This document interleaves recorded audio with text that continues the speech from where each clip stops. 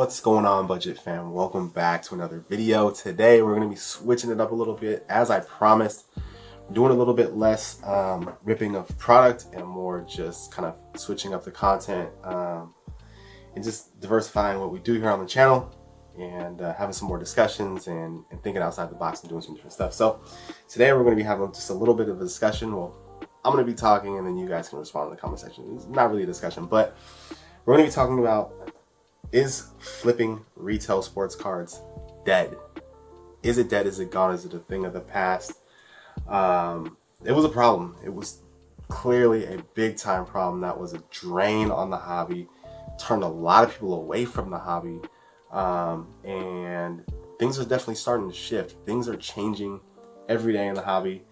Seems like they're changing faster than they're coming down to earth faster than they even went up, which I didn't think was possible, but it's happening right before our eyes.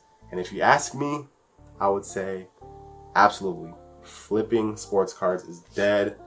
It's gone. It's over. It's a thing of the past. All you guys that moved away from the hobby because of it, you can come back out of your house now. It's over.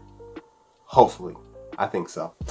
So we'll get into just some examples of how I think we ended up getting to this place and why it's dead, and some examples of just what's happening around it. But before I do that, if you guys don't mind, just really quickly hit the like button on this video and subscribe to the channel if you're not subscribed already. I'll really appreciate that. So like I said, the big question is like how did we even get here? But before that, let's take a look at some of the prices and stuff, because I want to really show that an example of why it's dead. And it's not just like my opinion. Like, people aren't making money on sports cards anymore. So it used to be, you know, a guy could go to Walmart, a guy or a girl could go to Walmart, buy out a full stock of sports cards and make 2, 3, 4, 5 times the amount of money spent. So, you know, they go and spend $100 and they can walk away at the end of the day with $500 worth of stuff. Those days are gone, man. Those days are long gone. If you look at eBay, if you look at Facebook, you look at OfferUp, a lot of the resale prices are not even 2x what you can buy them for at retail. So if you look at a good example, is like the hottest product right now is Mosaic basketball. They have hanger boxes and cello packs right now. The hanger boxes, I think, are $20 at retail. If I'm not mistaken, it might be even more than that. And you can buy one right now for $30 plus, $32, $33, $34 on eBay. So if you think about it, like if you're driving out to Walmart and you're buying some at $20 plus tax and you're selling it for $32 free shipping, I mean, you're really not making anything. So there's just not money to be made. The flipping, it's not possible. I mean, people can call themselves flippers, but they're not making a true profit from it. Like, there was a time where people could make a legitimate living just going to Walmart and buying cards off the shelves and selling. Like I said, those days are long gone. So that's why I think it's over, man. Like, obviously there's still pockets of people who are doing it. There's still a little bit in this area, in my area in Sacramento. There's one Walmart in particular where a lady who's an employee is, for whatever reason, she's still buying all the cards before people can get to them. And like, what are you doing? Like, you're not able to make money on it. Like, why are you doing this? I don't think maybe she's getting an employee discount or something. I don't know exactly what she's doing, or it's just a little side hustle and she's just trying to make, you know, a couple extra $100 a month. It just seems like a waste of time to me, but there's always going to be people who do that. And there's like I said, little pockets of that here and there. But for the most part, everywhere I've been seeing, people are able to just go into their local Walmart and find cards. Now, there's still people who are buying cards, but for the most part, it's people who are collectors, and they're buying it because they want it and they like it. That doesn't necessarily mean that there's flippers buying everything. It could just be a collector buying everything. So let's look at how did we get here? How did we get to this point where the value was just gone and stuff, and flippers have kind of moved away, and now they're off selling NFTs or whatever it may be. One way is for sure the price hikes from Target and Walmart. That cut into the profits big time, and that a lot of people said that Walmart and Target did that to combat the flippers. I don't necessarily think that's true. It sounds great. Like, it sounds like an awesome thing. I mean, that would be great if Walmart really cared about that, but I don't think they do. I think they did that to make extra money. Like, I think they saw an opportunity to raise prices and still sell the same amount of stuff for $5, $10, $15 more. So they did it. I don't think they necessarily care what you do with the product after you buy it and take it outside of the store. I don't think they really care. But it indirectly had an impact on the flippers, and it really cut into their bottom line, and it really made it much more difficult for them to make money flipping. And I think another thing too is just the overall market is down. Singles are down really low, so the value in retail is just not there.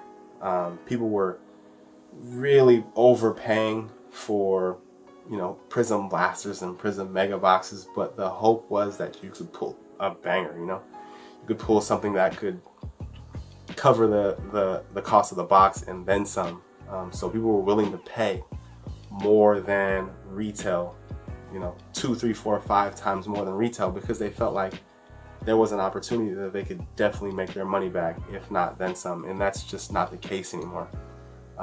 There really aren't any banger major cards that are out there that you can pull that are just gonna 3x as soon as you pull them. We'll see with Prism football and maybe Mac Jones, but yeah, I really don't I don't see it.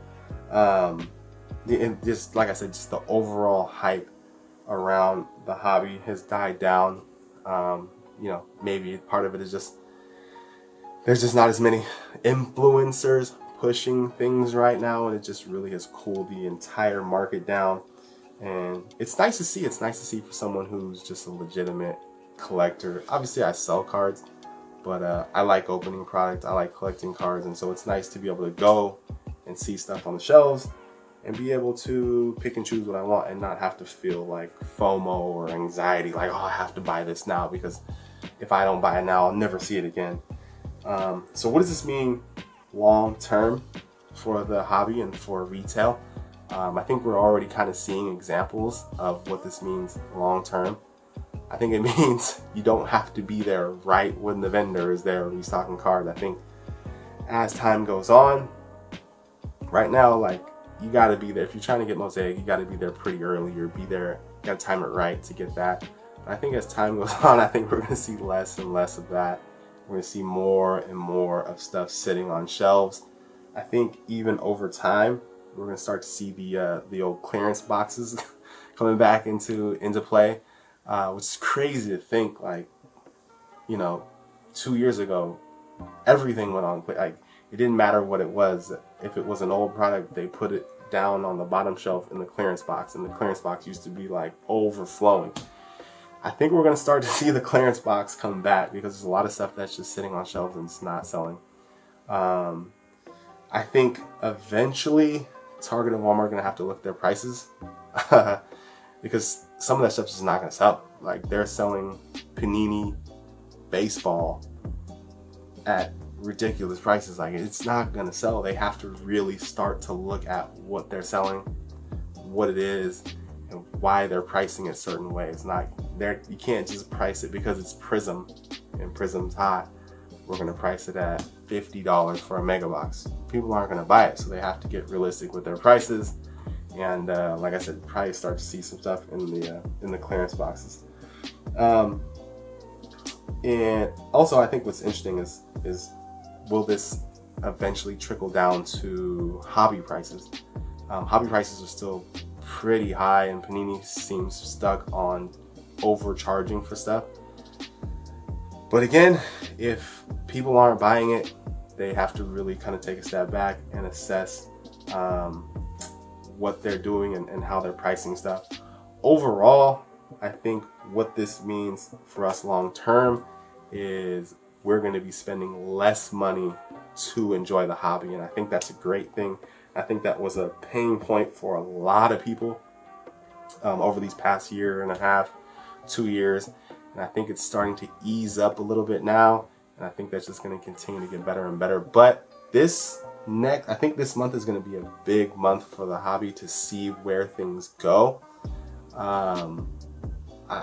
With Prism football coming, I think Mosaic football coming as well. We'll see how that goes, and we'll see if there's a ton of hype around it. I thought people were going to go crazy over Prism basketball, but they just didn't. Obviously, it's a hot product, but it's not like it was. Will people go crazy over Prism football this year? Will it be people lined up, and will they be 5xing stuff on eBay? Will the Mac Jones silvers be selling for $1,000 on eBay? I don't know. I just don't see it. So it's going to be an interesting month. But I think long term, overall, it's a breath of fresh air for people who are just collecting, who just want to just enjoy the hobby and don't want to compete and fight over stuff and overpay for stuff. So yeah, that is it. I think flipping retail cards are dead. If you're a retail card flipper, sorry to give you the bad news, but I think those days are long gone. But that'll do it for this one, guys. Appreciate you watching. Please feel free to like, comment, and subscribe. Please share your thoughts below too as well. I know some people have some different thoughts on things, so definitely feel free to share that below. And I will see you guys in the next one. Peace.